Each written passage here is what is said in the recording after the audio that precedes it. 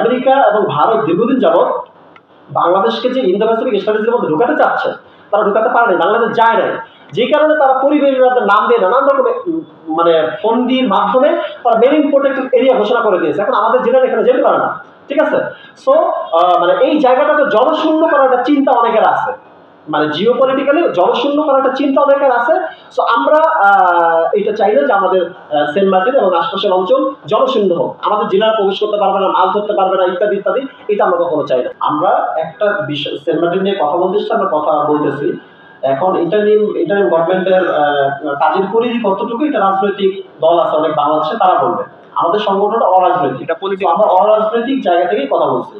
আর Jio political জায়গার কথা যেটা বলেছেন, হ্যাঁ অবশ্যই সেন্ট মার্টিন অবশ্যই একটা গুরুত্বপূর্ণ, এটা আমার কথা না, এটা বিজেপির সাবেক মহাপরিচালক যখন মিয়ানমারের সরকার যখন সরকারি ম্যাপ করে, সরকারি ম্যাপের মধ্যে যখন সেন্ট মার্টিনকে তাদের বলে দেখিয়েছে, তখনই এটা আপনার সরকার তখন কিছু ব্যবস্থা গ্রহণ করেছিল। এখানে যেমন নৌবাহিনী, কোস্টগার্ড, বিজিবিকে পাঠিয়েছিল, এরকম কিছু কাজ করেছিল এবং সরকারিভাবে প্রতিবাদ হয়েছিল।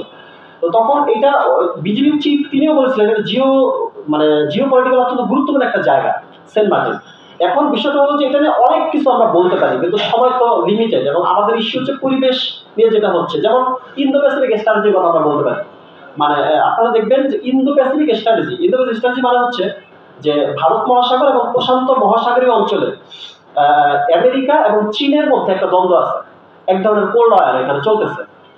বলা হয় যে সামনে মানে এই অঞ্চলটা নিয়ে একটা মানে যুদ্ধ হোক, একটা কোল্ড ওয়ার হোক, এটা শুরু হবে, অলরেডি আর হচ্ছে। এখন ইন্দো প্যাসিফিক স্ট্র্যাটেজিতে আমেরিকার সাথে আছে ভারত, অস্ট্রেলিয়া আছে, ভারত আছে, আরেকটা দেশ আছে, আর এদিকে চীন আছে। এখানে যে আপনার মালাক্কা প্রণালী না, মালাক্কা প্রণালী নিয়ে বিরাট রকম পলিটিক্স, বিরাট বিষয়। আমাদের এই যে বে অফ বেঙ্গল, এটা কিন্তু আপনার মানে ইন্ডিয়ান ওশিয়ানের মধ্যে, ঠিক আছে। এখানে ইন্দো প্যাসিফিক স্ট্র্যাটেজির একটা গুরুত্বপূর্ণ অংশ হচ্ছে আমাদের সেন্ট মার্টিন, ঠিক আছে। কিছুদিন আগে ইন্টারিম গভর্নমেন্ট আসার পর আমাদের পররাষ্ট্র উপদেষ্টা তৌহিদুল সাহেব তিনি বলেছিলেন যে ইন্দো প্যাসিফিক স্ট্র্যাটেজি নিয়ে সরকার ঢাকা তার অবস্থান বদলাতে পারে, এটা বলেছিলেন। এটা বলার পর আমরা স্টুডেন্ট ফর সভারেনিটি থেকে তীব্র প্রতিবাদ জানিয়েছিলাম এবং গণমাধ্যমে আমাদের বিবৃতি পাঠিয়েছিলাম যে বাংলাদেশ হচ্ছে পররাষ্ট্রনীতিতে নিরপেক্ষ নীতি অবলম্বন করবে। এখানে সে আমেরিকা এবং ভারতের জোটেও যাবে না বা চীনের জোটেও যাবে না, নিরপেক্ষ থাকতে হবে। এখানে আমাদের ইন্দো প্যাসিফিক স্ট্র্যাটেজির মধ্যে আমাদের কোনো বাংলাদেশের কোনো স্বার্থ নাই, ইন্টারেস্ট নাই। এখানে স্বার্থ আছে চীনের, এখানে স্বার্থ আছে আমেরিকা এবং ভারতের। সো আমরা এই যে চীন বনাম ভারত আমেরিকার যে মানে একটা দ্বন্দ্ব, এটার মাঝখানে আমরা বলি হতে চাই না, বাংলাদেশকে বলি করা যাবে না, বলি দেওয়া যাবে না, এরকম একটা স্টেটমেন্ট আমরা তখন দিয়েছিলাম। তখন তারা এসেছিল, গভর্নমেন্ট ওই সময় অবস্থা বদলায়নি, হয়তো বা জানেন আমাদের বিবৃতি হয়তো বা তারা তাদের কাছে নজরে গিয়েছে, আমরা আমাদের প্রতিবাদটা হয়তো বা তারা ইন্দো প্যাসিফিক স্ট্র্যাটেজি নিয়ে কথা বলতে আমেরিকার যে প্রতিনিধি এসেছিলেন তাদের সাথে এই বিষয়ে বিস্তারিত আর কথা আমরা গণমাধ্যমে দেখি নাই, কথা হয়েছে। তো বিগত প্রায় 5-10 বছর যাবত আমেরিকা কিন্তু চাচ্ছিল যে বাংলাদেশকে তার ইন্দো প্যাসিফিক স্ট্র্যাটেজির যে জোট, ভারত এবং আমেরিকা তারা যে জোট আছে সেই জোটে নেওয়ার চেষ্টা করেছে, এটা সরকার যায় নাই। এবার যখন পররাষ্ট্র উপদেষ্টা বলেছিলেন তখন আমরা বিরোধিতা করেছিলাম, এখনো পর্যন্ত যায় না। এখন 2022 সালে মেরিন প্রোটেক্টেড এরিয়া মানে সেন্ট মার্টিনের আশপাশ প্রায় 1740 বর্গ কিলোমিটার জায়গাকে গত আওয়ামী লীগ সরকার মেরিন প্রোটেক্টেড এরিয়া হিসেবে ঘোষণা করেছে। এখন এটা সে পরিবেশবাদীদের চাপে হোক যে কোনো কারণে করেছে। এখন আমরা কিন্তু এটাকে কখনোই সমর্থন করি না যে আমাদের এত বিশাল একটা এরিয়াকে মেরিন প্রোটেক্টেড এরিয়া করে জনশূন্য করা হবে, এখানে আমাদের জেলারা মাছ ধরতে পারে না ইত্যাদি। এখন আমাদের জেলারা আসার এখানে ভারতীয় জেলারা আমাদের মাছ নেওয়া যায়, এবং মিয়ানমারের জেলারা আমাদের এই মেরিন প্রোটেক্টেড এরিয়া প্রায় 1740 বর্গ কিলোমিটার সেন্ট মার্টিনের আশপাশে বঙ্গোপসাগরে, এখানে তারা মাছ ধরে নিয়ে যাচ্ছে। শুধু তাই না, এক সপ্তাহ আগে আমাদের 20 জন জেলে, বাংলাদেশের 20 জন জেলেকে আরাকান আর্মি ধরে নিয়ে যায়। এখন প্রায় ভারতীয় ধরে নিয়ে যায়।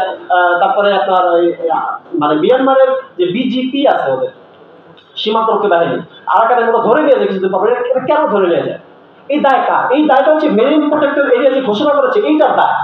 কারণ সেন্ট মার্টিনের আশপাশের অঞ্চলে আমাদের জেলারা মাছ ধরতে পারে না এই তাদের এই প্রজ্ঞাপনের কারণে, নির্দেশনার কারণে। তখন তারা কি করে, 1740 স্কোয়ার ফিট দূরে গিয়ে তাদের মাছ ধরতে হয়। তখন জেলেরা জানেই না ও কি বাংলাদেশের সমুদ্রের মধ্যে আছে নাকি মিয়ানমারের অংশে ঢুকে গেছে নাকি ভারতের অংশে ঢুকে গেছে, এটা তারা বুঝতেই পারে না। যখন ওই অঞ্চল ওই পদের ভিতরে ঢুকে যায় তখনই তাদের ধরে নিয়ে যাচ্ছে। প্রচুর মানুষকে তারা মেরে মানে জেলেদেরকে আটকে রাখছে, নির্যাতন করছে, টাকা পয়সা দাবি করতেছে, এরপর অনেককে মেরে ফেলতেছে, অনেকের ফ্যামিলি শেষ হয়ে যাচ্ছে। এই পরিবেশবাদীদের এই ধরনের মানে আজগুবি কল্পনা প্রসূত পরিবেশ রক্ষার নামে মানে এই ধরনের সিদ্ধান্তের কারণে গত আওয়ামী লীগ সরকারের আমলে এটা করা হয়েছিল। আমরা সরকারকে বলেছি যে মেরিন প্রোটেক্টর এরিয়ার যে প্রকল্পটা সেটা বাতিল করতে হবে, আমাদের জেলা আমাদের এরিয়ার মধ্যে মাছ ধরতে হবে, এটা এটা রাইটস, তার মৌলিক অধিকার, এটা তাকে তাকে দিতে হবে, এই অধিকারটা তাদেরকে দিতে হবে, এটা আমাদের সার্বভৌমত্বের জন্য জরুরি। সো এখানে এই যে মেরিন প্রোটেক্টর এরিয়া যেটা করেছে, আমাদের অ্যানালাইসিস হচ্ছে যে মানে আমেরিকা এবং ভারত দীর্ঘদিন যাবৎ বাংলাদেশকে যে ইন্দো প্যাসিফিক স্ট্র্যাটেজির মধ্যে ঢুকাতে চাচ্ছে, তারা ঢুকাতে পারেনি, বাংলাদেশ যায় নাই। যে কারণে তারা পরিবেশবাদের নাম দিয়ে নানান রকমের মানে ফন্দির মাধ্যমে তারা মেরিন প্রোটেক্টেড এরিয়া ঘোষণা করে দিয়েছে। এখন আমাদের জেলার এখানে যেতে পারে না, ঠিক আছে। সো মানে এই জায়গাটাকে জনশূন্য করার একটা চিন্তা অনেকের আছে, মানে জিও পলিটিক্যালি জনশূন্য করার একটা চিন্তা অনেকের আছে।